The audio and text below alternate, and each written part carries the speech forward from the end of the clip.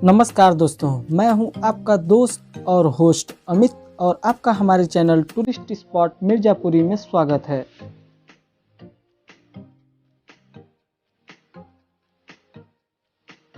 Friends, इस video में हम आपको बताने वाले हैं कि गंगा सागर कैसे जाएं। तो फ्रेंड्स, चलिए अब हम इस जर्नी की शुरुआत करते हैं। गंगा सागर जाने के लिए आपको धर्मतालाब बस स्टैंड से आपको बस मिल जाएगी। आपको यहाँ पे सरकारी और प्राइवेट दोनों तरीके का बस मिल जाएगा। सरकारी बस का किराया लगभग 72 रुपये है काकद्वीप के लिए, और अगर आप वहाँ से नामखाना के लिए जाते हैं तो वहाँ का 90 रुपये चार्ज लगता है। आपको टिकट नंबर 6 से टिकट मिल जाएगा। तो आप अगर काकद्वीप जाएंगे तो आपको 72 रुपये देने होंगे और नामखाना जाएंगे तो 90 रुपये। गंगा सागर आप ट्रेन से भी पहुंच सकते हैं, जिसके लिए आपको सियालदह से नामखाना का ट्रेन पकड़ना होगा, जिसका किराया 25 रुपये मात्र है। तो दिन में वहां से 2 से 3 ट्रेनें चलती हैं। आप अपने उचित समय से ट्रेन पकड़ करके आप सियालदह से नामखाना पहुंच सकते हैं।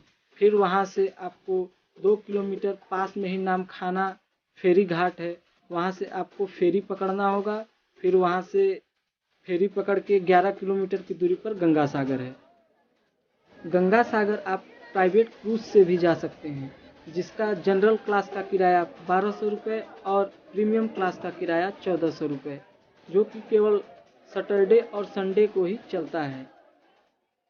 आपको मिलेनियम पार्क जेट्टी घाट से ही ये क्रूज मिलेगा, तो आप वहां से सैटरडे और संडे को प्राइवेट क्रूज से डायरेक्ट गंगा सागर पहुंच सकते हैं।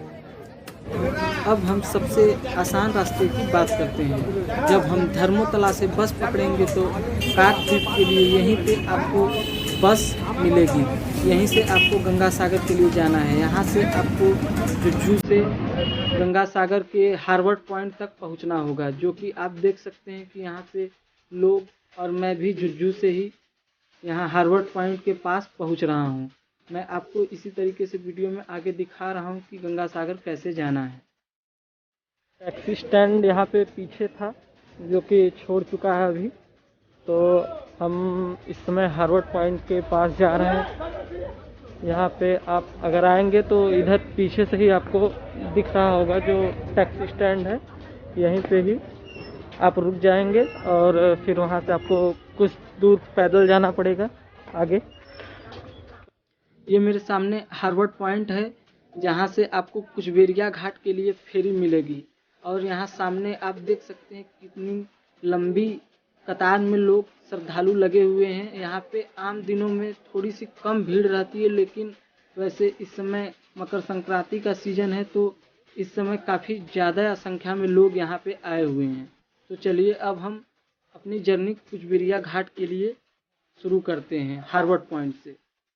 आपको हार्वर्ड पॉइंट पे काफ़ी टाइम लग सकता है, क्योंकि यहाँ पे हाई टाइड और लो टाइड की वजह से जब पानी कम हो जाता है तो यहाँ पे जो बड़ी बड़ी फेरी होती है वो यहाँ तक पहुँच नहीं पाती हैं। इसके लिए आपको काफ़ी इंतज़ार करना पड़ सकता है, 2 से 3 घंटे, 3 से 4 घंटे, जब तक कि पानी पूर्ण रूप से यहाँ तक आ नहीं जाता है।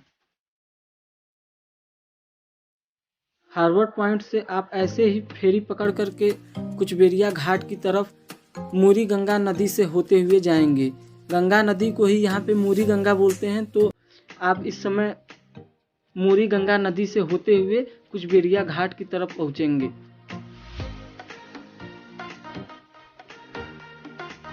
ऐसे ही खूबसूरत नज़ारों से होते हुए आप कुचबेरिया घाट की तरफ बढ़ेंगे अपने फेरी से, जो कि आप देख सकते हैं यहाँ पे कितनी ढेर सारी तादाद में साइबेरियन पक्षी आपको देखने को मिल जाएंगे। आप ऐसे ही खूबसूरत लम्हों का एहसास कर पाएंगे इस फेरी से। ये हमारे सामने कुचबेरिया घाट है, जहाँ पे आप हार्वर्ड पॉइंट से फेरी पकड़ करके कुचबेरिया घाट की तरफ आएंगे। यहाँ पे आपको गेट नंबर 1 पे ही एग्जिट का रास्ता है। आप वहीं से कुचबेरिया घाट से जा करके बस और टैक्सी वगैरह जहाँ लगी रहती है आप वहाँ तक पहुँच सकते हैं। कुचबेरिया घाट से थोड़ी दूर निकलने के तत्पश्चात ही आपको बस, टैक्सी, ऑटो सारे स्टैंड देखने को मिल जाएंगे। आपको यहाँ पे जिस हिसाब से मूल भाव करना हो 30, 40, 50 रुपये तक भी आपको ऑटो, ई रिक्शा, बस सब मिल जाएंगे। आप यहाँ से गंगा सागर 30 किलोमीटर की दूरी पर है, आप यहाँ से आसानी से पहुँच सकते हैं। मैंने तो यहाँ पे टाटा मैजिक प्रीफर किया, जिसका मुझे 35 रुपये किराया देना पड़ा, वो भी शेयर में। तो आप भी इसी तरीके से कर सकते हैं।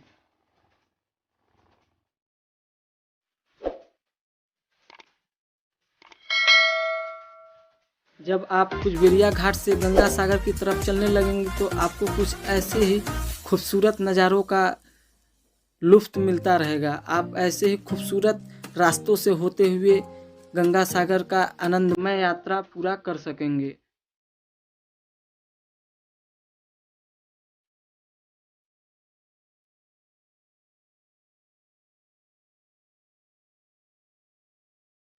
टैक्सी, बस या ऑटो जो भी जिससे भी आप आ रहे हैं, यहीं पर आकर के आपको टैक्सी वगैरह सब रोक देगा। तो आप यहाँ से लगभग 1 किलोमीटर के वॉकिंग डिस्टेंस पे कपिल मुनि आश्रम और वहाँ से 500 मीटर की दूरी पर गंगा सागर स्थित है। तो आप वॉकिंग डिस्टेंस से, जैसे मैं पैदल जा रहा हूँ, आप वैसे ही वॉकिंग डिस्टेंस से ही गंगा सागर और कपिल मुनि आश्रम की तरफ बड़े आराम से खूबसूरत रास्तों का लुत्फ़ उठाते हुए चले जाएंगे।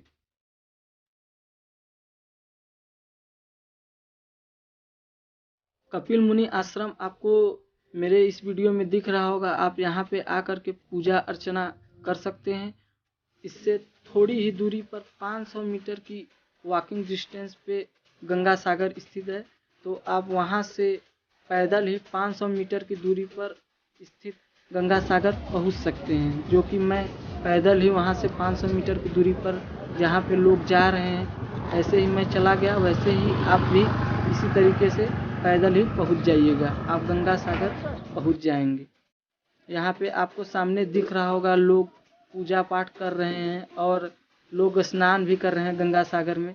बहुत ही अच्छी जगह है और यहाँ पे आप जानते ही हैं गंगा का सागर से मिलाप हुआ है, जिसका कि महत्व बहुत ही ज़्यादा है हमारे हिंदू धर्म में।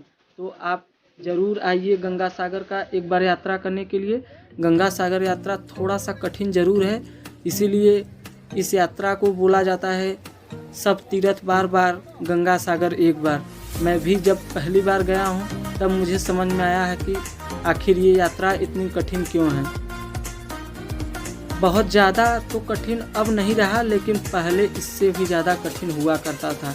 इसलिए ये जो लाइनें मैं बोला हूँ ये पहले की लाइनें हैं, पहले के हिसाब से हैं, लेकिन अब थोड़ा सा और भी इजी हो गया है, अब ज़्यादा दिक्कत नहीं होती है।